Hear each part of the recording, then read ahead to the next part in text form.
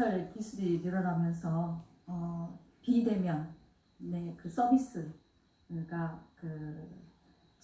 증가하면서 이 디지털 환경에 익숙하지 않은 소비자들을 지칭하고 특히 최근에는 고령층에서 두드러지게 나타나는 걸로 알고 있습니다.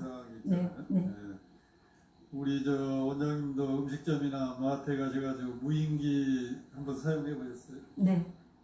불편 못 느끼셨나요? 자주 가는 곳은 익숙한데요. 그렇지 않은 곳은 좀 낯설죠. 저도 미국에 출장 중에 한번 맥도날드 가가지고 한번 사보려고 결국 포기했어요. 네. 그만큼 어렵더라고요. 그래서 이런 부분도 또 이제 고령 소비자의 비대면 거래 상담 건수 보니까 전체 상담 건수가 한 110% 늘어난 반면에 60세 이상이 비대면 거래 상담 건수가 270% 정도 이렇게 늘어나는데요. 앞으로 우리 소비자원이 중심이 돼가지고 이런 나이 드신 분들의 어떤 이 디지털 시대에 어떻게 적응할 거냐에 대한 구체적인 대책을 좀 수립하고 계십니까? 사실 제일 큰 문제는 이 디지털 디바이드 현상 때문에 소비자 선택권을 고령 소비자들이 제한받을 수 있다는 거를 인지를 하고요. 앞으로 비대면 거래 고령 소비자 문제점에 대해서 연구를 하고 또 교육 체계, 노인 교육 체계에도 이 부분을 강조해서 넣을 계획입니다. 교육 체계 얘기하신 제가 생각하기에는 좀 지자체하고 협업을 하셔서 그 노인분들에 대한 교육을 좀 프로그램 마련하셔서 실시하시는 게 어떨까 싶어요. 네, 알겠습니다.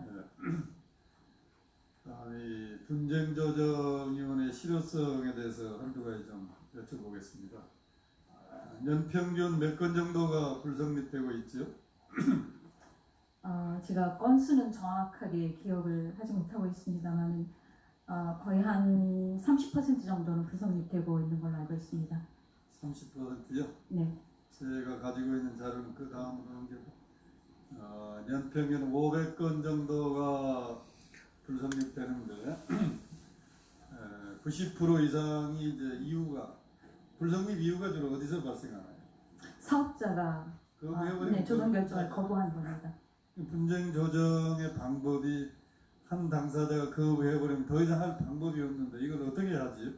계속 이런 식으로 쳇바퀴 돌듯이 돌아갈 텐데. 네, 지금 현재로서는 사실 사업자를 만나서 간담회를 통해서 실제 조정 결정이 성립이 되도록 저희가 촉구를 하는 그게 다른 수단이 없죠. 소송 지원제도 활성화 방안이 하나 있을 수 있겠습니다. 변호사도 좀 고용하고 계시던데 네. 그것도 한계일 것 같아요. 근본적인 대책은 안 되고. 그렇습니다. 그래서 근본적인 대책을 한번 수립해 보세요. 원장님이 오셨으니까. 네, 알겠습니다. 다음은 해외 리콜 문제에 대해서 두 가지 여쭤보겠습니다. 최근 소비자들이 온라인 해외 쇼핑 직구가 굉장히 늘고 있지요? 네. 연평균 얼마 정도 늘고 있나요? 해외 리콜 수를 말씀하시는 건가요? 해외 직구. 해외 직구. 구체적인 숫자는 제가 지금 30% 이상 지금 증가하고 있더라고요. 네. 근데 또 리콜도 굉장히 횟수가 많아지고 그럼 해외에서 리콜이 발생할 경우에 그 결정이 우리나라에 자동적으로 영향을 미치게 됩니까? 어떻게 됩니까? 영향을 미친다고 생각합니다. 자동적으로 작동해요, 국내에서? 저희가 리콜 정보를 수집을 해서요. 즉시 저희 자체 내에 있는 위정보 시스템에 올리고 그리고 그 제품이 시중에 유통되지 않도록 차단을 하고 있습니다. 그렇습니다. 네. 그러면 소비자원 방법은 어떻게 쓰실 겁니까? 지금 국편하고 그리고 식약처하고 MOU를 맺고 긴밀히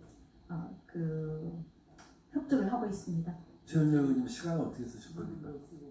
미리 말씀해 주시면 좋겠습니다. 현재 우리 소비자원이 할 수 있는 거는 리콜이 해외에서 발생하면 15일 이내에 해당 정보를 게시하는 것으로 끝내는 것 같습니다. 게시를 하고요. 조금 전에 말씀드린 대로 통신 판매 중개업자, 그다음 유통업자, TV 홈쇼핑 업자들을 대상으로 저희가 각각 정리협의체를 갖고 있습니다. 사업자 정리협의체. 이들을 통해서 실제 유통을 차단을 하고 있고요. 그 이후에 유통 차단한 이후에 3개월마다 분기별로 재유통이 되고 있는지를 점검을 하고 있습니다. 거기에 한 단계 더 나아가서 관계 부처하고 즉각적인 어떤 협의를 통해서 국내 소비자들이 피해를 보지 않을 수 있도록 국내에서 리콜이 바로 들어가야 되지 않을까 생각하는데 네, 그거는 그런 어떤 시스템도 좀 마련해 보시죠. 네, 알겠습니다. 그리고 오전에 이제 다른 의원님들 질의하시는 과정에서 이 보험 관련돼 가지고 질의가 있었습니다만 유사 홈쇼핑과 케이블 TV를 통해서 굉장히 다양한 사은품으로 고객을 이제 유도하면서 보험 이렇게 가입하고 하는데 이때 소비자 보호 문제는 발생하지 않나요? 소비자한테 뭐 한 3만 원 이상의 상품권을 주니까 소비자가 보호를 받을 것 같지만 실질적으로 보면 피해를 볼 수도 있을 것 같아요. 아까 이제 그 말씀 들으면서 일종의 약간은 이게 부당한 유인이 될 수도 있겠다 이런 생각을 했습니다. 그 부분도 아주 좀 세밀하게 한번 짚어보시고 네, 저희가 연구하도록 하겠습니다. 이 분야에서 소비자 피해가 발생하지 않을지 한번 검토하셔서 다음에 저희 방에 한번 자료를 제출해 주셨습니다. 네, 알겠습니다. 다음은 고용진 위원님 질의 순서입니다. 네, 계속 이희숙 소비자 원장님께 네, 말씀드릴게요. 소비자원에서는 뭐 이런 어떤 제품의 품질 및 안전성 검사를 위해서 시험 검사용 물품 시료라고 하겠습니다. 네, 이걸 이제 지금까지는 구입을 해서 시험을 하는 거죠. 네, 맞습니다. 그러면 시험이 끝난 뒤에 네, 사용이 좀 가능한 네, 또는 일부만 뭐 파손된 이런 물품들을 어떻게 하고 있습니까? 저희가 쉬료 및 물품 관리에 대한 지침을 내부적으로 갖고 있고요. 이 지침에 따르면은 우선적으로 사회복지 시설에 기부하는 것을 원칙으로 하고 있습니다. 그 지침은 언제 지침이에요? 제가 알기로는 2013년에 이 지침이 문제가 좀 돼서 그 이후에 전면 개정한 거로 알고 있습니다. 작년에 공정거래위원회에서 시정조치를 요구받아서 개정을 한 거고요. 그 전에 제가 소비자원이 이런 관리를 어떻게 하는가 봤더니 네, 엉망이에요. 기준도 없고.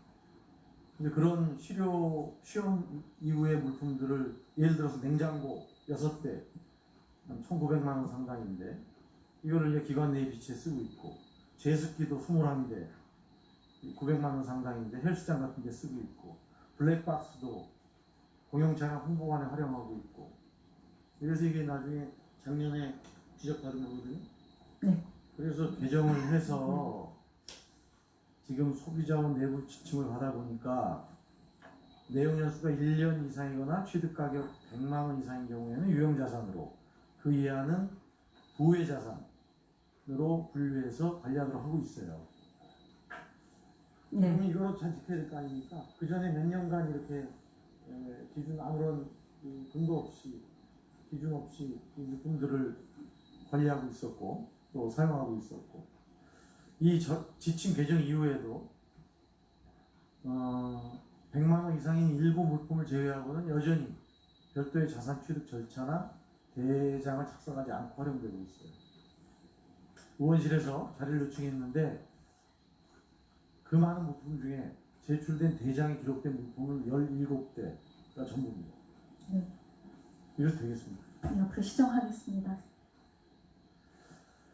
네, 올해 7월에 소비자기본법 개정안이 시행돼서 이제 소비자원은 이제 전에는 물건을 시험 물품들을 다 샀는데 이제는 치료를 그냥 가져올 수 있는 권한이 생긴 거죠? 아닙니다. 아직도 유료 시료 수급권입니다. 이거 구매를 해야 됩니다. 그렇습니까? 네, 맞아요? 7월부터 법 개정돼서 이제 금년까지는 예산으로 샀을 것이고 이 소비자 기본법에 보면 이렇게 되어 있습니다. 뭐 등등이 인정된 경우에는 사업자로부터 필요한 최소한의 시료를 수거할 수 있다. 이 경우 그 사업자는 정당한 사유가 없는 한 따라야 한다. 이렇게 되어 있어요. 네, 네? 그러니까 이제 앞으로는 확인을 안 하셔서 그런데 이제 가져다 쓰실 수 있는 건데 그런 다음에 물품 관리를 잘 하셔서 그 소위 소비자원이 신뢰를 먹고 살아야 되는데 주먹구구식으로 물품을 활용하는 그런 일이 없도록 이런 물품 관리에 있어서 현재보다 좀 분명한 규정 또 관리 시스템을 마련해서 의원실에 보고해 주시기 바랍니다. 네, 알겠습니다. 제가 2분만 더 쓰겠습니다. 공정거래위원장님께 뵙겠습니다. 공정위가 2014년 8월에요. 아모레퍼시픽이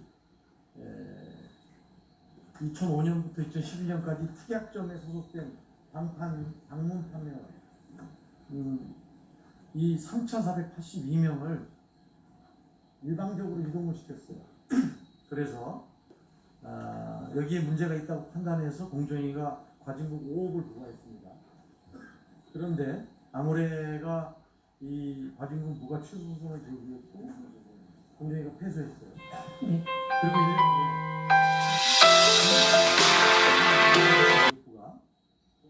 뒤에 이 관련된 아모레퍼시픽 법인하고 방판사업부 전 임원들을 검찰에 좀 고발해주라 그렇게 요청을 했어요. 그래서 고발이 들어갔고 그분들은 유죄 판결을 받아가지고 집행유예 2년 선고받았어요. 그러면 공정위는 과징금 부과에 대한 기본적인 그 객관적이고 과학적인 산출 근거도 없이 과징금 부과했다 패소당하고 공정위가 먼저 고발을 해야 될 방판부의 전 임원들은 고발하지 않고 있다가 중소기업청이 고발 요청하니까 고발합니다. 이 공정위가 뭘 했나라는 지적을 안 할 수 없고요. 그리고 그 이후에 지금 과징금 재산정을 안 하고 있어요? 안 해도 되는 겁니까? 네. 예, 의원님 지적대로 이 부분에 대해서는 저희들이 다시 한번 심의를 하고 있습니다. 그래서 실제로 과징금이나 이런 부분이 다시 한번 부과가 될 것으로 이해하고 있습니다. 지금 재산정 작업하고 있다는 말씀이죠? 네, 그렇습니다. 이것도 뭐 저희 의원실에서 자료 요청하니까 지금 시작한 걸로 아는데 근데 공정이 이런 과징금 처분이 잘못하면 선방망이고 공격 과징이다라는 비난이 또 들을 수 있거든요. 그때는 좀 중도 없이 어설프게 했고 지금은 부과하지 않고 있고 재산정하지 않고 있고 이런 점에서 유사한 사례가 발생하지 않도록 재발 방지 대책 만들어 주시고 이거에 대해 이 지금 과징금 재산정에 대해서는 추후 보고를 해주시기 바랍니다. 이상. 네, 고영진 의원님 수고하셨습니다. 다음은 자유한국당 김선동 의원님 질문하실 차례입니다. 네, 서울 도봉구주시 김선동 의원입니다. 그 공정위 그 약관 심사 관련해 질의를 드리겠는데요. 그 공정거래위원장님, 약관 심사가 우리 공정위의 권리입니까, 의무입니까? 예, 저희가 의무적으로 해야 되는 부분이 있고요. 그리고 또 이 약관 심사를 하고 나서 문제가 생기는 경우에는 시정 권고를 하게 되어 있습니다. 시정 권고에 대해서 기업이나 사업체가 따르지 않는 경우에는 시정 명령을 내리게 되어 있습니다. 네, 그렇습니다. 그 권리의 성격도 있고 또 의무의 성격도 있는데 권리를 행사하면서 의무를 제대로 준수하지 않는다 싶어서 그 말씀을 드립니다. 그 공정거래위원회는 그 심사 청구를 받은 날로부터 60일 이내에 약관 처리하게 돼 있죠, 심사. 네. 네. 그런데 지금 우리 공정거래위원장이 파악하고 계신지 모르겠는데 호텔 예약 사이트 그 아고다 네네. 그 사례 알고 계십니까? 예, 보고를 들었습니다. 예. 제가 질의한다는 거 때문에 들으신 건가요? 아닙니다. 그러니까 OTA 간에서는 실제로 네, 여러 가지 이슈가 있기 때문에 저희가 내부에서도 논의를 네, 하였습니다. 네, 알겠습니다. 그 60일 이내에 심사를 해야 되는데 그 보니까 아고다 불공정 약관에 그 환불 불가 조항이 인지가 됐습니다. 그래서 이거 그 심사를 한 게 519일이 걸렸습니다. 그래서 그 시정 권고를 내리는데 여기에서 시정 권고를 따르지 않습니다. 그래서 다시 하는데 370일이 또 걸립니다. 그런데 또 아고다가 여기서 시정 명령 취소 소송을 제기합니다. 그래가지고 전체적으로 총 889일이나 걸렸습니다. 이게 정말 그 법정 기한의 약 15배에 해당되는 건데 그 사이 피해는 계속 발생하고 있었죠. 구체적으로 좀 제가 짚어보겠습니다. 그 일반 약관을 보면 최근 5년간 공정거래위원회 심사 청구된 약관 중에서 법정 심사 기한 통지기한 60일 위반해서 처리된 건이 73%가 됩니다. 전체 건수에. 그리고 평균 심사 기간 195일, 최장 1423일 만에 심사를 마친 사례가 있습니다. 2017년도에는 심사한 약관의 92%가 약관법 시행령을 위반했습니다. 금융약관의 경우를 보겠습니다. 금융약관도 이것도 우리 공정거래위원회가 적극적으로 해야 될 부분인데, 저는 이 부분이 좀 입법 미비로 좀 방치되어 있고, 공정거래위원회에서도 이 부분에 대해서 처리 기한이나 이런 것을 그런 규정을 마련하고 있지 않다고 생각을 합니다. 그래서 제가 현황을 살펴보면 최근 5년간에 공정위에 9,160건의 금융약관을 통보를 했는데 2014년, 19년에는 단 한 건도 진행하지 않았고 2015년부터 18년까지 4년 동안의 평균 심사기간이 400일이 넘었습니다. 그리고 최장 기간 심사도 1076일이나 걸렸습니다. 이것을 만약에 일반 약관 심사 기한이 60일을 적용하면 금융 약관은 100% 위반인 것으로 이렇게 나오고 있습니다. 그런데 더 여기에 추가해서 더 문제는 뭐냐면 공정위의 행정처리 방식에도 큰 문제점이 발견됩니다. 금융위로부터 약관 심사하라고 이제 이쪽으로 이관이 되면 한꺼번에 뭐 몇십 건, 뭐 몇백 건 이렇게 되는데 이것을 다 심사하고 난 다음에 묶어서 금융위로 결과를 통보를 합니다. 이건 상당히 좀 문제가 있다고 생각을 하고요. 2018년 1월 18일 감사원으로부터 불공정 약관에 대해서 불공정 약관 심사 지연에 대해서 지적을 받았는데 어떻게 처리하고 있는지 알고 계십니까? 공정거래위원회에서? 예, 간략하게 보고를 들은 적이 있습니다. 제가 그냥 말씀을 드리는 게 좋을 것 같습니다. 예. 이게 불공정 금융약관이 장기간 방치돼가지고 이제 피해 범위도 커지고 이런 상황이 있는데 이게 적기에 처리되도록 바로 이렇게 했어야 되는데 여기서 어떻게 했냐면 특별한 사정이 없는 한 1년에 1회 이상 심사하겠다고 지침을 제정을 합니다. 이거 말도 안 되는 행위 아닙니까? 공정거래위원회가 이런 부분에 대해서는 적극적인 피해 구조나 이런 측면에서 이런 일이 절대로 있어서는 안 된다고 생각합니다. 이것은 경제검찰력을 공정거래위원회가 이걸 권리로 생각을 하고 의무 이행에 굉장히 해이한 그런 식의 이건 정말 문제가 많은 그런 대응 태도라고 생각합니다. 이거 반드시 시정해야 된다고 생각하는 이 부분에 대해서 의지를 좀 밝혀주시기 바랍니다.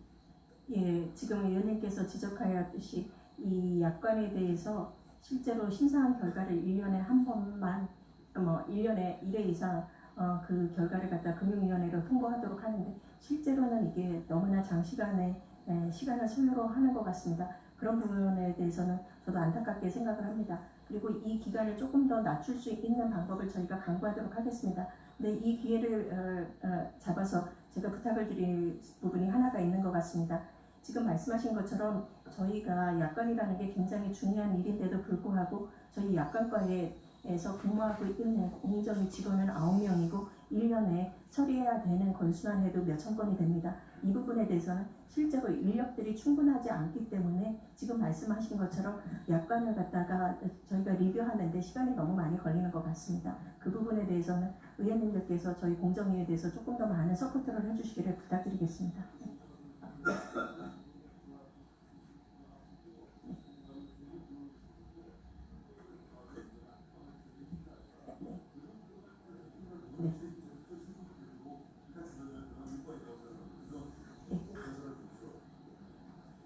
네, 김선동 의원님 수고하셨습니다. 다음은 자유한국당 김성환 의원님이십니다. 예, 공정거래위원장님, 네. 지금 나라가 이제 두동강이 났지 않습니까? 조국 법무부 장관으로 인해 가지고 검찰 조직이 조금 작아지는 게 맞습니까? 아니면 더 커지는 게 맞습니까? 위원장님 생각에? 그 부분에 대해서는 생각을 해보지 않았습니다. 아니 지금 생각해서 답변하세요. 예, 시간 좀 주시면 생각을 하겠습니다. 예. 아니 검찰 조직은 지금 작아졌으면 좋겠다고 그럴 것 같아갖고 제가 원래는 질문 드렸는데 소위 경제검찰이라고 하는 공정거래위원회는 커졌으면 좋겠다고 아까 성일종 의원님 질의답변에서 말씀하셔가지고 제가 위원장님한테 말씀드리는 거는 그런 겁니다. 뭐냐면은 조직의 수장으로서의 역할도 중요하지만은 그거보다는 대한민국을 보고 대한민국 국민을 보고 대한민국의 미래를 위해서 일하셨으면 좋겠다. 그런 신념을 가지고 그런 말씀을 좀 드리는 겁니다. 조직을 장악하고 그다음에 조직을 위해서 하는 것도 좋지만 그보다 더 큰 역할이 있지 않을까 이렇게 생각해서 그냥 말씀을 드렸고요. 자, 이게 제가 좀 하나하나 좀 말씀드릴게요, 저 위원장님. 이게 이제 공정위의 이제 과징금 부과 체계 때문에 그런데 그래도 저기 소위 얘기해서 공정거래위원회 자존심이라는 게 있지 않습니까? 그런데 뭐 감사원 지적을 받아가지고 부당하다고 지적이 되고 그 다음에 저 뭡니까 서울 고등법원 판결에서 패소하고 이건 저기 공정거래위원회 이게 좀 자존심 문제입니다. 해가지고 이런 그 부가 체계에 대한 소위 얘기해서 각종 행정 조치를 남발하는 부분에 대해서는 그러니까 공정거래위원회 수장으로서 좀 빨리 좀 대책을 좀 마련하시기 바랍니다. 그 다음에 또 계속 공정거래위원회 관련해서 매년 또 나오는 것 중에 하나가 뭐냐면은 공정위 재취업자 문제예요. 그러니까 공정위가 불공정거래위원회라고 오명을 쓰고 하는 겁니다. 이 소위 그 재벌 정승사자라고 하는 김상조 위원장은 해결 못하고 간 부분이에요.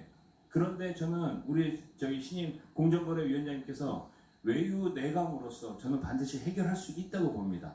그래야지 공정거래위원회의 위상을 다시 설립할 수 있고 위상을 세울 수 있거든요.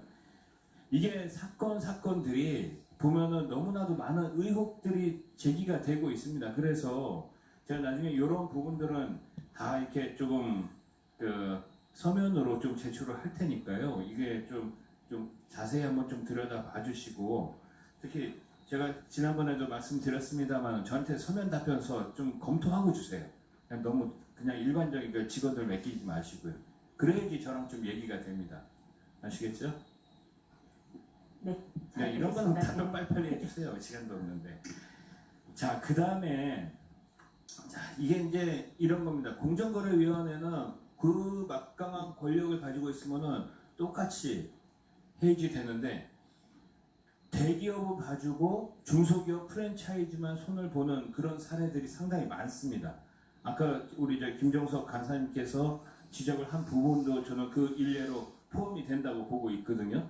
이게 그러면은 상대적으로 당하는 약자 입장에서는 이게 지금 이거 너무 불평등하다. 그 다음에 또 여러 가지 뭐 포퓰리즘에 의해서 우리 중소 프랜차이즈만 맨날 얻어맞고 이러고 있는 상황이에요. 그러니까 이런 부분도 좀 형평성을 가지고 좀 추진할 수 있도록 공정거래위원회가 좀 잘 해주기를 바라고. 자, 이게 항상 그렇습니다. 그룹사의 부담 계열사 지원 문제 이런 부분도 제가 지금 아까 오늘 오후 지금 3차 질의에만 지금 4가지 5가지 그 다음에 오전 질의 또 오후 질의 이렇게 해서 얘기했던 거는 공통의 목표는 딱 하나입니다. 공정거래위원회의 위상을 제대로 세우자. 근데 이런 것들이 매년 한 번도 시정이 안 됩니다. 지금 위원장님께 제가 마지막으로 드리고 싶은 말씀은 그거예요. 인사청문회와 지금 국정감사 끝났다고 다 끝났다고 생각하시면 안 됩니다. 제가 봤을 때 이거 한 10분의 1 정도밖에 안 끝난 거예요. 물론 인사청문회나 국정감사에서의 그 증언에 대한 무게감 때문에 부담을 느끼실 수는 있지만은 이것보다 법안, 입법, 그 다음에 예산, 조직을 끌어가는 예산, 행정하기 위한 예산 이런 것들이 앞으로 무궁무진하게 있고 또 그것에 따라서 내년도 할 일이 정해지고 하기 때문에 저는 이제 위원장님께서 지금의 일종의 허니문 기간은 좀 끝났다고 보고 있습니다. 이제 한 달 정도 지났으면요. 지금서부터는 공직 기강을 확립을 하시고 그 다음에 다시금 공정거래위원회가 국민들로부터 신뢰를 받을 수 있게끔 이러한 정책들을 국민들한테 이제 실제로 피부로 느끼게 할 수 있으셔야지 됩니다. 해가지고 이런 부분들에 대해서는 조금 그 그러니까 종합감사 1분 안에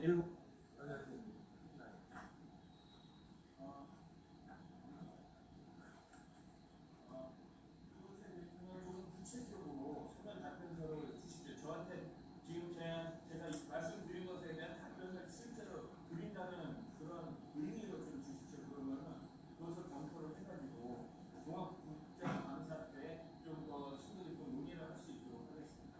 아시겠습니까? 성실하게 하겠습니다. 제가 위원장님의 허락을 받고 잠시 말씀을 드리면은 저희 과징금 부과 체계에 대해서 실제로는 법원에 가서 패소하는 이유 중에 하나가 저희가 과징금 부과가 잘못됐다라는 것보다는 과징금 규모 산정이 좀 안 됐다라는 측면이 많은 경우가 있습니다. 그래서 그런 측면에서 보시면은 저희가 경제 분석을 좀 강화하고 이런 보다 많은 그러니까 전문성을 키울 수 있도록 저희한테 그러니까 예산을 담당해 주시는 김성원 의원님께서 저희를 도와주시기를 부탁드리겠습니다. 네. 네, 김성원 의원님 수고하셨습니다. 다음은 더불어민주당 김병욱 의원님 질의하실 차례입니다. 네, 분당의 김병욱입니다. 위원장님 그 오전에 하도급 업체 실태조사 질의했잖아요. 네네. 네, 제가 좀 정리를 해볼게요. 네. 조사 대상 선정할 때 원사업자의 불편한 업체라도 들어갈 수 있게끔 업체 선정에 만점을 기해 주시고요. 네. 그 다음에 이게 실명으로 기재하기 때문에 무응답이 많이 있습니다.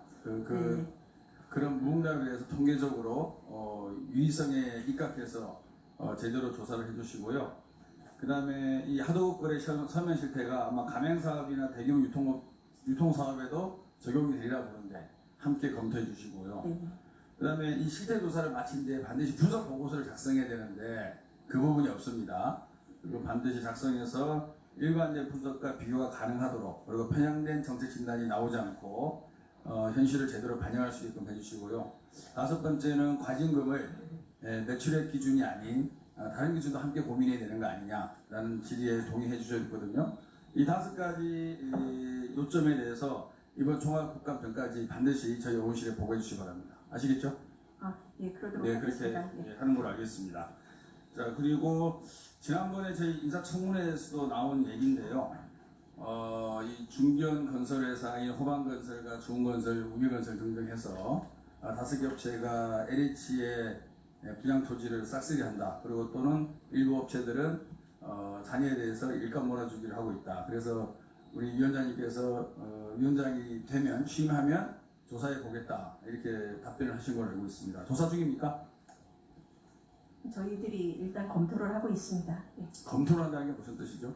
저희가 실제로는 그러니까 이 퍼블릭하게 저희가 접근할 수 있는 자료를 보고 실제로 이런 부분에 있어서 이렇게 위법한 상황이 있는지를 갖다가 모니터링하고 있다라고 생각을 해주시면 될 것 같습니다.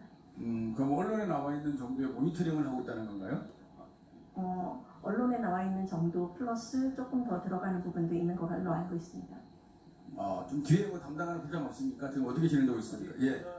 모니터링 단계입니다. 어떠한 혐의가 있는지를 저희들이 모니터링 아니, 하고요. 그러니까 제가 보기에는 이게 벌써 언론에 나온 지가 몇 개월 됐고 예. 인사청문회에서도 우리 의원님들이 질의하셨는데 예. 그 지금도 모니터링 하고 있다 그러면 말이 됩니까? 그러니까 문재인가 맨날 욕을 그러니까 먹어요. 언론에 나와 있는 그 정도 수준이 아니고요. 예. 또 좀 깊게 좀 모니터링을 하고 있고요. 거기서 불구한 혐의가 이제 포착이 되면 예. 조사를 진행할 예정입니다. 근데 제가 보기에 이게 뭐 그렇게 어려운 사안은 아닌 것 같은데 언제적으로 조사 결과가 나올 것 같습니까?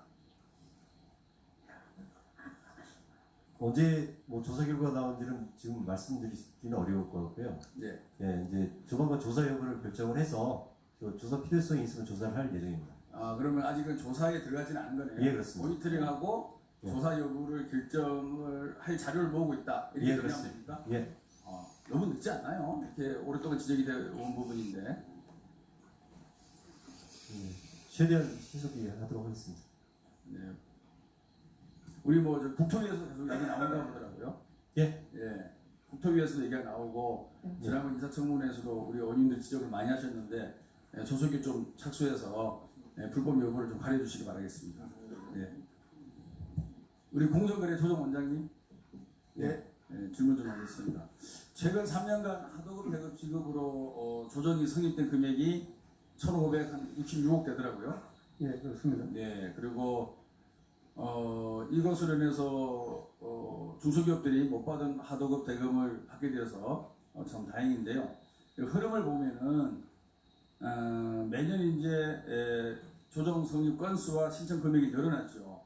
이게 늘어난 게 우리 조정원이 잘해서 이렇게 늘어난 건지 신청 건수가 많아서 늘어난 겁니까? 어떻게 보십니까?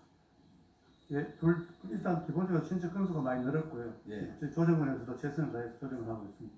예. 그런데 조정 성립 금액을 이렇게 보면은 이게 좀 퍼센트 여기는 퍼센트가 기재가 안 돼 있는데요.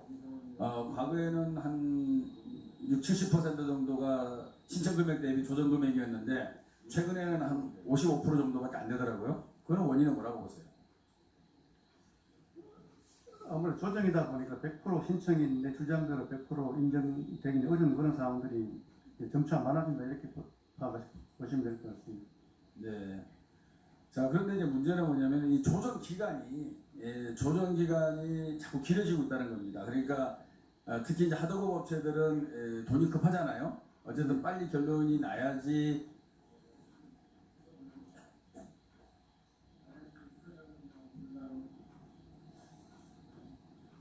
예, 시설 자금이나 운영 자금을 위해서 쓸 수가 있는데 과거에는 조정 기간이 평균 60일인데 최근에는 보니까 75일로 무려 15일이 늘어났어요. 이 건에 대해서는 어떻게 평가를 하고 계십니까? 저희 처리 기간이 평균적으로 지금 한 45일 전후로 해서 끝나고 있습니다. 조정 기간이 이제 60일, 최장 60일이기 때문에 그 전에는 처리가 다 끝나고 있습니다. 다시 말씀하세요. 뭐라고요?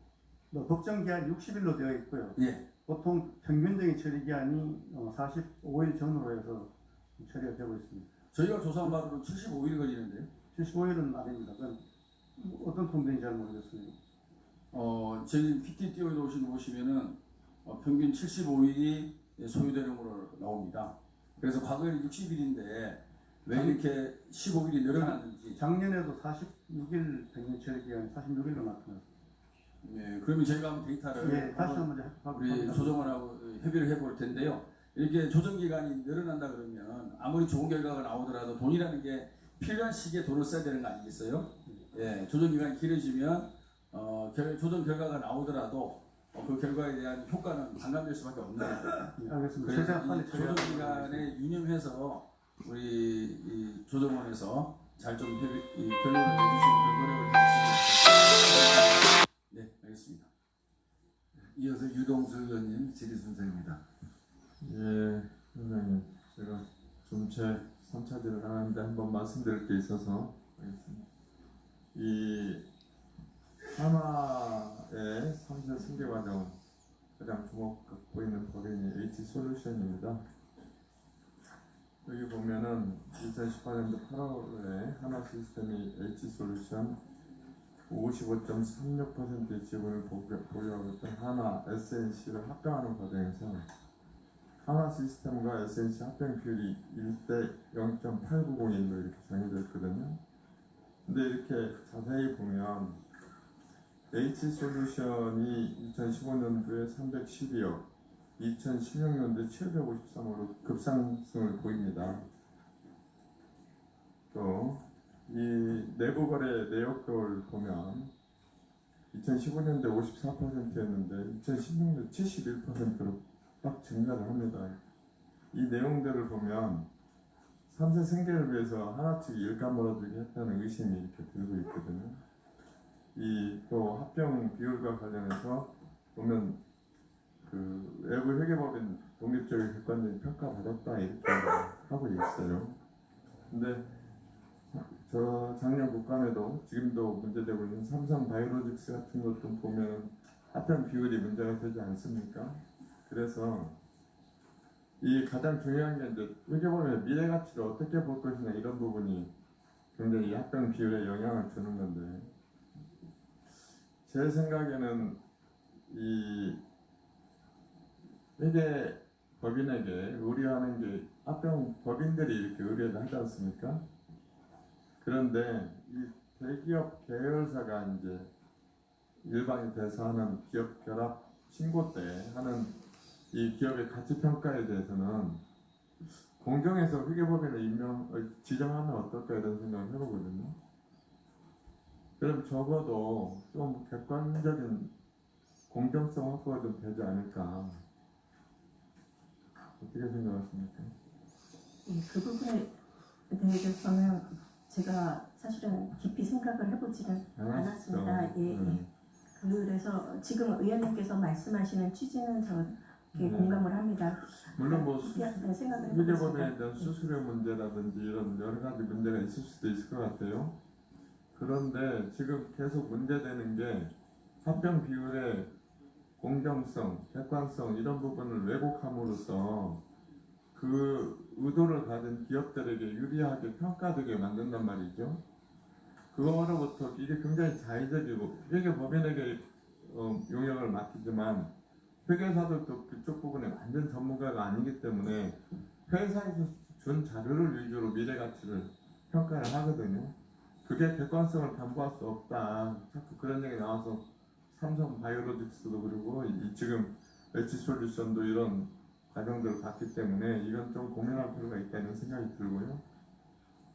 그 다음에 지금 이 회사 보면 이 엣지솔루션 중간 배당액도 그 즈음에서 3세에 밀어주기에서 엄청나게 올립니다. 1700%까지 당기 순이익 대비 중간 배당액을 늘리고 약간의 그런 여러 가지 의심들이 드는데 이 공정위에서요 이렇게 얘기한 바 있습니다. 2017년도 10월에 국민연금이 주요 투자자인 FI의 하나 SNC 지분 44.64를 매각하고, 그러니까 엣지솔루션이 이렇게 매각했다는 거죠. 그리고 하나 시스템 지분 11.6%도 추가 매각해서 하나 SNC가 지배구조 개편을 위해서 자발적 지배구조 개선 사례로 모범 사례로 발표를 해요. 공정위가.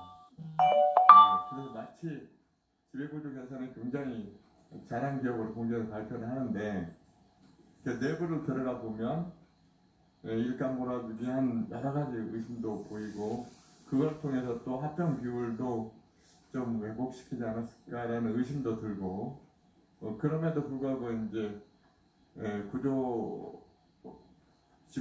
지배구조 개선 이점만 강조해서 좀 모범사례로 발표한 거 아닌가 이런 생각이 듭니다. 그래서 추후에는 그런 사례 발표를 할 때도 좀 면밀히 들여다보고 다각도로 검토해서 그런 의심이 없고 객관적으로 우수한 그런 기업을 선정했으면 좋겠습니다.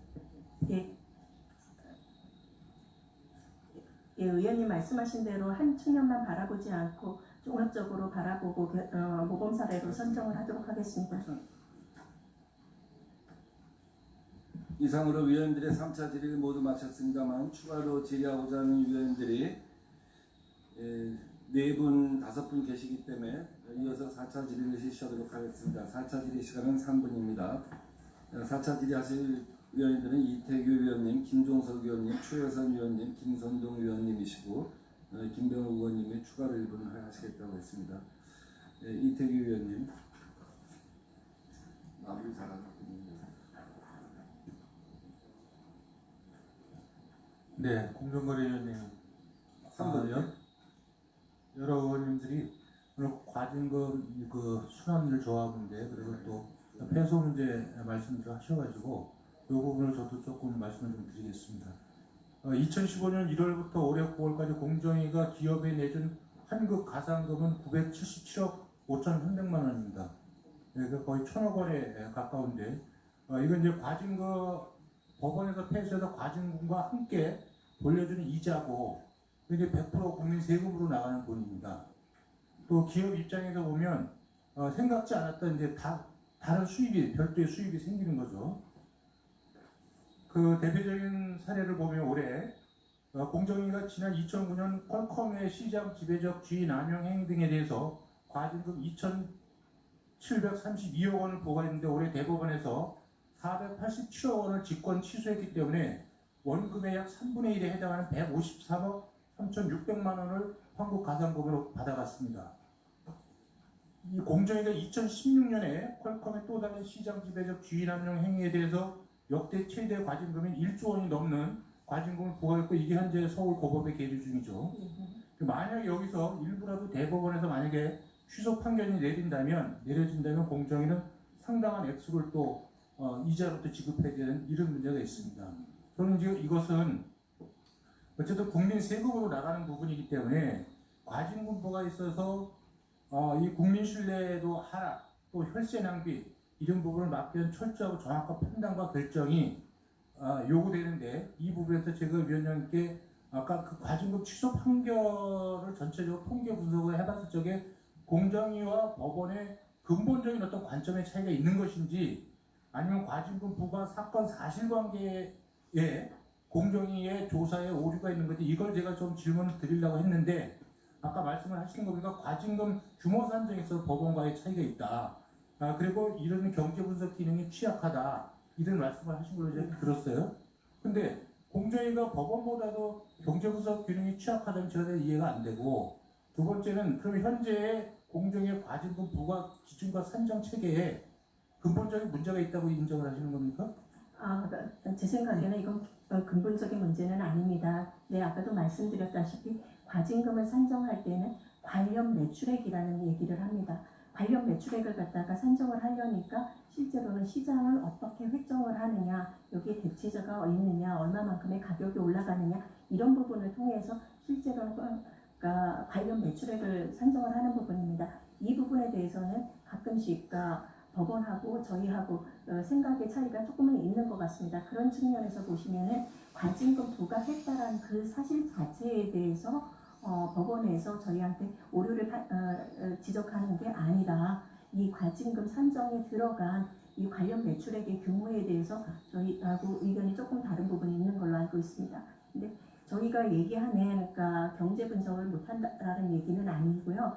저희는 경제 분석을 잘은 하고 있는데, 실제로는 아까도 말씀드린 것처럼 6명에 있는 분들이 있습니다. 그래서 충분한 시간이 없는 부분, 그리고 충분한 시간에 대해서 그만큼의 분석을 못한 부분은 가끔씩은 있을 것 같습니다.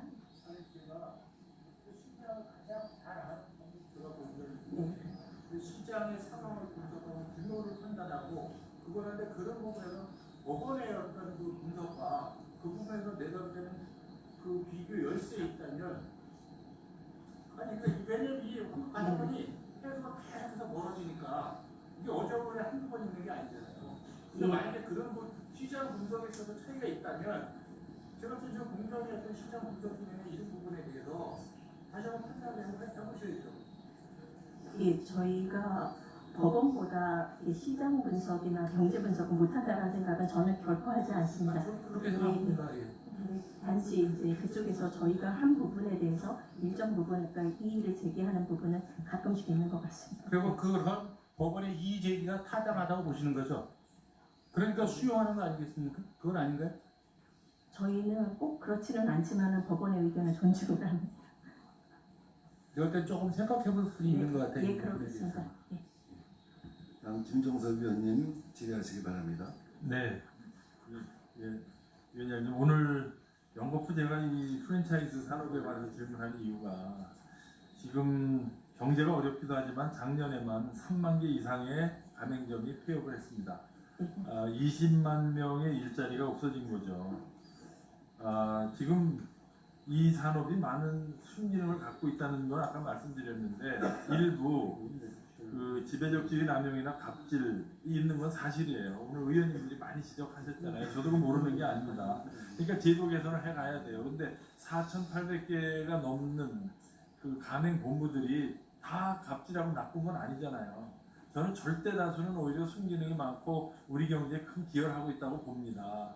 그래서 도입되는 규제가 이러한 일부의 갑질이나 지배적주의 남용이나 불공정 거래 행위를 막기 위해 들어가는 그 규제가 자칫 정당한 거래를 위축시키고 사적 자치 영역에 침범을 해서 자유계약의 원칙에 어긋난다면 산업 자체가 위축될 수가 있어요. 제가 오늘 대표적으로 지적드리고 싶은 게, 그 원가를 공개하는 시행령, 그 법으로 정해야 되는 건데 시행령으로 정한 것도 좀 답답하지만, 이 자체가 도저히 경제 논리로서는 전 정당화할 수 없는 규제라고 생각을 합니다.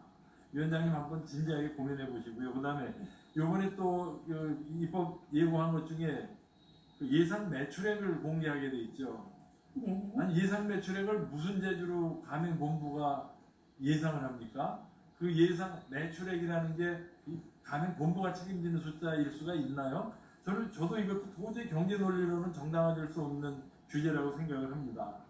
그리고 가맹점주는 하나하나가 자영사업자라면서요. 근데 어떻게 이 사람들을 하나의 노동자로 보고선 점주 단체 협의권을 주려고 합니까? 전 이런 게 좋은 의도에도 불구하고 산업 자체를 위축시키고 지금 우리 그 은퇴한 중년들이나 이런 사람들의 창업 기회와 소득 창출 기회를 억제하는 부작용이 크다. 저는 그렇게 보는 겁니다. 그래서 요점 좀 이따 답변 부탁드리고요. 마지막으로 지금 한미 FTA 규정을 가지고 미국의 USTR이 공정거래위원회에 조사 절차에 대해서 문제 제기한 거 알고 계시죠? 그래서 위원장께서 미국의 주장에 대해서 어떻게 생각하는지, 어떻게 대응했는지 답변해 주시고, 제가 조사해 보니까 우리나라 공정법에는 미국보다 피시민의 방어권 보장하는 장치가 더 잘 돼 있더라고요. 근데 왜 미국에서 이런 소리를 하느냐? 법대로 안 해서 그래요. 내가 오늘도 공정거래위원회 조사 절차에 대해서 문제 제기를 계속 하고 있지만 법은 제대로 돼 있는데 그 절차를 시행 규칙으로 지금 내부 고시로 지금 하고 있더라고요. 이런 거를 좀 법제화해서 투명하게 해서 미국뿐 아니라 우리나라 국내 기업들도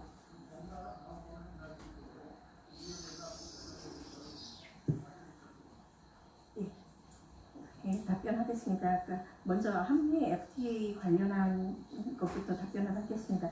지금 의원님께서 말씀하셨듯이 저희가 방어권에 대해서는, 그러니까 특히 이제 피시민의 방어권에 대해서는 어느 정도 보장을 하고 있습니다. 그리고 FTA 정신의 일관된 방어권을 보장을 하고 있습니다.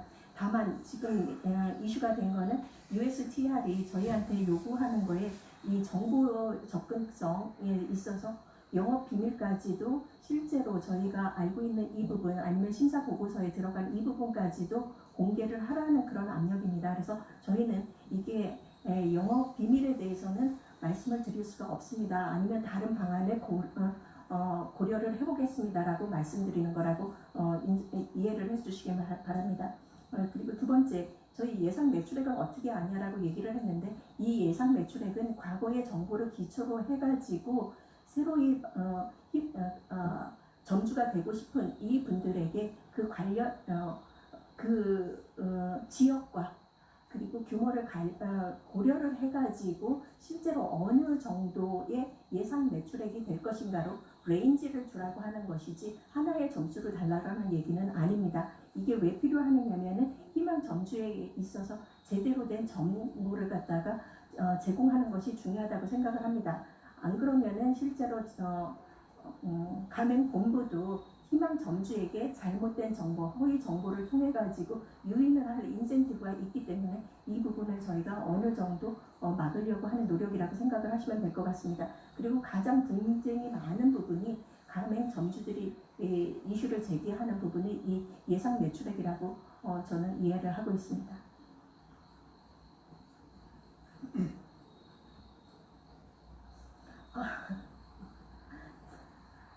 네, 다음은 최혜선 의원님 질의 순서입니다. 네. 김정걸 위원장님, 과징금 산정의 그 보험 패소 문제요. 제가 좀 한 가지 말씀을 드리겠는데, 그 이유가 어떤 공정위의 기능을 보강을 해서 해소된 문제인지, 아니면 공정위의 개혁의 지점이 거기에 있는지 그동안 활동해오시고 살아오신 소신에 조용히 한번 물음을 던져보시기 제안을 드립니다. 이제 계열사를 통한 이 하도급 갑질 문제 한번 제기를 하겠습니다. 정관을 예우했던 공정위 대구사무소에서 벌어진 일인데요. 현대자동차 2차 협력업체인 NK전공, 아까 설명을 드렸죠. 금융 탈취를 당한 업체인데, 지난해 10월 16일 현대차 1차 협력업체를 하도급법 위반 혐의로 공정위에 신고를 했습니다. 이때 피신고인으로 세원전공과 세원테크라는 두 기업을 명시를 했고요. 이 NK전공의 그 하도급 계약서에도 세원전공과 세원테크 모두 계약 당사자로 선정이 돼 있습니다. 그런데 최근 공정위 대구사무소가 세원전공에 대해서는 원사업자로 볼 수 없다, 심사 절차 종료를 처리를 했습니다. 이런 공정위의 판단대로라면 계약과 거래를 주도하며 불공정 행위를 저지른 기업은 직접 납품을 받지 않는다는 이유로 제재 대상에서 이제 빠지게 됩니다. 특히 원사업자가 연매출 20억 미만인 자회사를 별도로 만들어서 이 자회사를 통해 하도급 거래를 하게 되면 아예 하도급법 적용을 피해갈 수 있게 됩니다. 자, 이런 사각지대 그대로 방치해야 되겠습니까? 이 부분에 대해서는 제가 본부로 돌아가면 좀 더 확인을 해보고 처리 결과를 저는 공정위가 행정 의지만 가지고 있다면 충분히 해결될 문제라고 봅니다. 이미 공정위가 2006년 3월에 모 회사와 자회사를 모두 원사업자로 보고 신결한 사례가 있어요. 자동차 부품 금형을 제공하는 중소기업하고 그 업무를 위탁한 모 회사 모두 원사업자로 보고 서면 미교부에 대해 시정명령을 내렸습니다. 그러니까 이런 신결례가 있음에도 불구하고 이번 NK전공 사건에서는 하도급 거래 계약서에 서명까지 했던 이 세운전공을 원사업자로 보지 않는 것이 문제인데 계열사를 이용해서 규제 사각지대에서 불공정 행위를 하는 일이 없도록 제품을 직접 납품받는 기업이 아니라 하더라도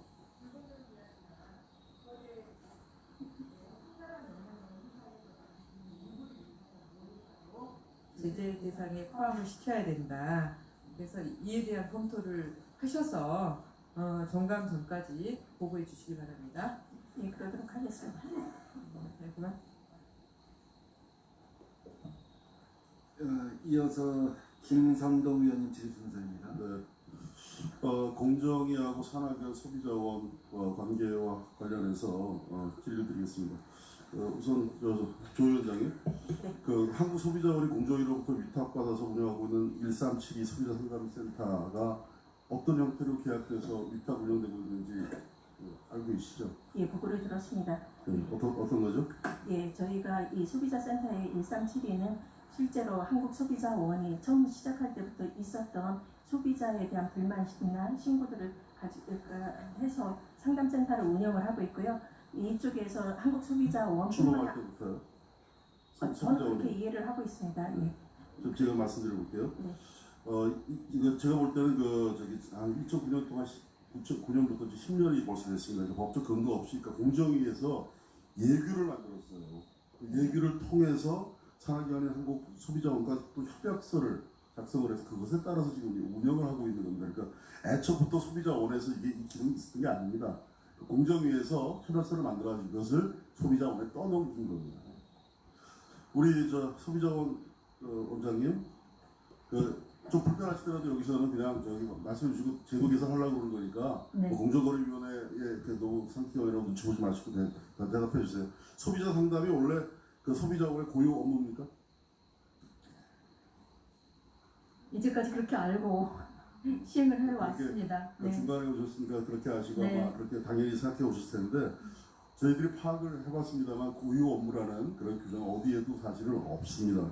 그리고 만약에 고유 업무라면 공정위가 왜 예규까지 만들어서 이렇게 운영하도록 하겠습니까? 그래서 이 문제는 바로 정리가 되어야 된다고 생각하는데 이거는 지금까지 공정거래위원회가 소비자원의 인력과 예산 이런 것을 그쪽에다 집어넣어서 쓰는 건데 지금 보면 소비자 상담 이 부분은 사실은 어느 규정에도 이게 사실은 없습니다. 우리 이희숙 소위원장 지금 이 사업을 위탁받아서 운영하시면서 소비자 상담센터 운영하는데 인력 지원 예산이 있지 않습니까? 네. 여기서 특히 전산 정보 시스템 네. 이 관련해서 지금 몇 년째 지금 계속 예산이 지금 평소에 진행이 되지 않아서 공결이 돼 있어서 네. 계속 그것을 부담하고 계시죠 예산을. 네. 저희 예산을 일부 예.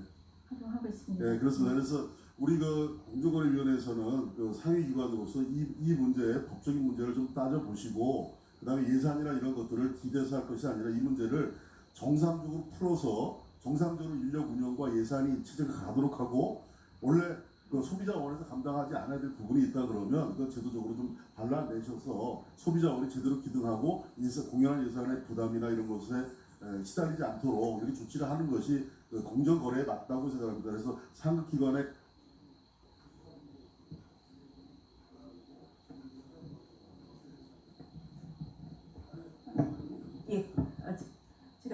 드리겠습니다. 저희 소비자 기본법에 의하면은 제16조 국가는 소비자 불만 피해 처리 기구 설치 등 필요한 조치를 강구해야 한다. 제35조 소비자는 업무에서 제1항 제5호는 소비자의 불만 처리 및 피해 구제라고 적시 있습니다. 그래서 저희가 생각할 때는 이 소비자 불만 피해 처리 기구 등에 대해서 국가가 어떤 조치를 해야 되는데 그 조치에 대해서 저희가 위임한 게 바로 한국소비자원이라고 생각을 하고 있습니다. 네. 이 얘기를 만들어서 프랑스를 통해서 이렇게 떠넘기고 있는 겁니다. 이거 정확히 하셔서 소비자원이 지금 인력 예산도 지금 10년째 있는데 떠안고 있는데 이거 무조건 살아나면 안 된다고 생각해요. 그래서 더 힘있는 상수간 공정거래에 대해서 이번 산하기관 간의 상하관계 때문에 지금 소비자원 원장이 불편해서 다 하시는 거예요. 똑바로 이것들이 정정거래 좀 하시라는 개혁을 제도 개혁을 주문드리는 겁니다. 잘 검토하셔서 소비자원에서 뭐라 그래야 되나요? 억울한 사람이 없도록 잘 선처해 주시기를 부탁드립니다. 그렇게 하셔야 될 사안 같습니다. 네, 알겠습니다. 다시 검토해보겠습니다. 예, 제가 2차 질의가 끝나는 무렵에 일감 몰아주기 30%에서 20%로 강화하는 것 포함하여 재벌개혁에 대한 공정거래위원회에 보다 강한 입장을 주문했습니다. 오늘 제가 이 국정감사를 진행하면서 이제 공정거래위원장이 새로 취임하셨는데 이제 한 달 동안 전체 업무를 이해하는 기간이 되었을 것이라고 생각합니다만 이제는 이해를 넘어서 공정거래위원회가 뭔가 구체적으로 결정하고 또 추진하고 이제 그런 시간이 돼야 한다라는 생각을 갖고 있습니다. 우리 김병욱 위원님 추가 질의 1분 더 드리겠습니다. 그만하겠습니다. 예, 조정 원장님. 예. 네, 아까 제가 질의드린 것은 조정원의 여러 업무 중에서 하도급, 대급, 미지급에 관한 조정 일자를 얘기한 거거든요. 예. 그 통계를 보면 지금 작년이 75일이더라고요. 맞죠? 예. 전체 조정 업무를 보면 뭐 우리 원장님 말씀이 맞을지 모르겠지만 하도급, 대급, 미지급에 대한 조정 그거는 75일이죠. 예, 아까 말씀드린 거는 전체 평균을 예, 제가 말씀드렸고 그렇죠. 아까 하도급 조정 성립된 거에 대한 그렇죠. 제가 잘못 봤습니다. 네, 75일이고요. 이게 이제 자꾸 점차 늘어나고 있지 않습니까? 예. 특히나 다른 조정 업무도 물론 중요하죠. 약관이라든지 뭐 다른 뭐 불공정 관련된 조정도 중요하지만 특히나 금전 미지급과 관련된 조정이 제일 급한 조정 아닙니까? 예, 그렇습니다. 근데 조정이 늦어져요. 근데 사실 조정원에 그동안 경험도 누적돼 있을 거고 선례도 있을 거고 나름 노하우도 축적이 될 텐데 이런 조정 기간을 단축시키는 것이 실질적으로 하도급 업체를 지원하고 도와주는 거지 않습니까? 예. 이런 것에 대해서 대안은 없습니까? 저희가 이제 그 통계를 보시면은 2016년도 기준했을 때보다 한 열흘 정도 늘어났거든요. 그래서 그게 2017년, 18년에 저희가 이 분쟁 처리 건수가 급증하면서 좀 그런 문제가 생겼습니다. 그래서 이제 사건 수거가 많아지다 보니까 좀 처리 기한이 지연된 측면이 있는데 말씀하신 대로 특히 하도급 대금지원 문제는 굉장히 중요하기 때문에 최대한 빨리 할 수 있도록 여러 가지 방안을 강구하겠습니다. 예. 예. 예, 그렇게 노력하도록 하겠습니다. 예, 알겠습니다. 예, 이어서 마무리 발언 좀 질문하겠습니다. 이제 공정거래위원장께서는 이해를 하는 시간에 넘어가 이제 하나씩 확신을 갖고 결정을 내리고 추진하는 시간으로 이제 빠르게 전환했으면 하는 바람입니다. 특히 공정거래위원회가 그동안 이제 추진하고 시행해왔던 것에 대해서는 왜 그랬는가, 왜 그렇게 추진하고 있는가에 대해서 보다 그 확신과 철학을 갖고 임하고 또 답을 했으면 좋겠다 하는 생각을 갖고 있습니다. 오늘도 그 중견기업에 대해서 일감 몰아주기 규제를 강화하겠다 이런 발언을 하셨는데 대기업은 사실 한 지난 10여 년 동안 골목상권 침범 등 여러 가지 지적을 받고 비판을 받고 이런 과정에서 일정한 정도 사회를 의식하고 국민의 시선을 의식할 수밖에 없기 때문에 다소 조심하는 부분이 있지만 중견기업 같은 경우가 실제로는 큰 사각지대에 있다고 봅니다. 그렇기 때문에 아마 그런 오늘 입장을 발표하신 것 같은데 그런 부분에 대해서 국민들한테 더 이제 확신을 갖고 그 설명을 했으면 하는 바람입니다. 또 뭐 제가 특정 의원님들의 질의에 대해서 제가 이견을 다른 것도 아니고 제가 위원장으로서 대표로 말하는 것도 아니고 위원장 개인으로서 질의 삼아 제가 말씀드리면 오늘 가맹사업과 관련해서 원가 공개 등의 문제에 대해서 이것이 반시장적인 것이 아니냐 하는 질의가 여러 번 있었습니다. 그 위원장님, 이 가맹사업법상에 원가 공개랄지 이런 것은 6,000개, 최대 6,000개, 적으면 4,800개 모든 가맹사업에 해당되는 것은 아니죠. 일정한 정도 규모 이상의 매출액을 갖고 있는 곳에만 해당되는 거죠. 네, 그렇습니다. 그러니까 저는 이제 가맹사업이 굉장히 중요한 의미를 갖고 있다고 여러 의원님들 지적에서 동의합니다. 외국인들이 와서 한국에 와서 식사를 하려고 해도 안심하고 먹을 수 있는 곳은 저런 그 프랜차이즈라고 하는 것에 일반적으로 어느 정도 그 어떤 명성이 있는 곳에 쉽게 찾아갈 수 있고 또 해외로 그 브랜드를 수출하는 데 있어서도 프랜차이즈가 굉장히 중요하다고 보고 그 일상에서 프랜차이즈 사업을 하시는 분들의 어떤 공을 우리가 인정을 해야 한다라고 생각을 갖고 있습니다. 그런데 아까 말씀드린 것처럼 이게 무슨 신생기업 매출에 10억도 안 되는 그런 신생기업에 적용되는 것은 아니잖아요. 그러니까 우리가 법을 만들 때 아마 2014년도에 법을 만들 때 정보 공개 등을 포함하여 그런 점을 감안하여 법을 만든 것으로 저는 알고 있습니다. 예, 그리고 지금 이제 쟁점이 되는 것에 대해서 야당 의원들이 지적한 부분도 저는 일리가 있다고 생각합니다. 원가를 공개한다고 한다면 그 연장선상에서 자동차도 공개해야 되고 냉장고도 공개되는 것이 아니냐. 이것은 반시장적인 것이 아니냐 하는 지적도 일리가 있습니다만 우리 냉장고나 자동차 같은 경우는 소비자의 선택권이 다양하게 있을 수가 있잖아요. 대항권이 있잖아요. 그런데 이 프랜차이즈 계약에 있어서는 이제 계약 관계가 성립되는 거 아닙니까? 그렇기 때문에 그 원가가 공개된다고 해서 원료 원가가 공개된다고 해서 바로 프랜차이즈 같은 교체할 수 있는 것은 아니잖아요. 그래서 단체 교섭권이라고 하는 것을 부여해서 이것이 합리적인지 아닌지 그 대항권을 부여하려고 했던 것이 제가 볼 때 취지인 것 같은데 그렇습니까? 예, 위원장님 말씀이 맞습니다. 그리고 또 하나가 이쪽에서 저희가 논의 과정에서 전혀 나오지 않은 게 가맹점과 가맹 본부 사이에서 어떤 식으로 가맹금을 가져가 가느냐에 지금 말씀하시는 원가 공개 또는 차액 가맹금이라는 형태가 되어 있는 거는 그러니까 모든 기업에 다 있는 거는 아니고요. 실제로는 좀 더 바람직한 형태는 로얄티 형태로 이 부분은 실제로 가맹점과 가맹본부가 같이 나눠가는 어떻게 보면 상생하는 구조에 훨씬 더 맞다라고 생각을 합니다. 네, 그래서 우리가 단체 교섭권이라고 하는 것을 노동조합위에 최초로 부여한 게 이제 2014년 그 정무위 법안입니다. 이제 그런 과정에서 대항권을 부여하기 위해서 정보 공개랄지 여러 가지 이런 그 법적인 권리를 부여했는데 요즘 핀테크 산업 중에서 가장 핫한 것 중에 하나가 사실은 상권 정보입니다. 상권 정보라고 하는 것은 그 동네에 신용카드 매출액을 갖다 보면 되게 얼마 정도의 매출 갖다 올릴 수 있는지 알지 않습니까? 그런 정도로 어떻게 핀테크 산업이 이런 부분에 대해서 발전하고 있는 것도 어떻게 보면 시장의 투명성에 일정한 정도 도움이 되지 않는가 하는 생각을 합니다. 예, 더 이상 질의하실 위원님들이 안 계시므로 질의를 마치겠습니다. 오늘 저를 포함하여 유희동 위원님, 김성원 위원님, 유동수 위원님, 재윤경 위원님, 추혜선 의원님, 김진태 의원님, 지상욱 의원님, 이하경 의원님께서 서면 질의를 해주셨습니다. 정부 측에서는 이른 시일 내에 답변서를 제출해 주시고 서면 질의와 답변 내용은 모두 회의록에 게재토록 하겠습니다. 그리고 오늘도 바쁘신 일정에도 불구하고 최은열 위원님께서 공정거래법 기업결합 심사재료의 문제점 및 개선 방향에 관한 연구라는 제목으로 정책 자료집을 발간하여 우리 위원회에 제공해 주셨습니다. 위원회를 대표해서 감사드립니다. 끝으로 아무도 질문을 안 하셔서 그런데 골프존 문제만 하나 당부를 드리겠습니다. 이 골프존은 2014년, 18년, 19년 세 번에 걸쳐서 계속 송사가 이어지고 있습니다.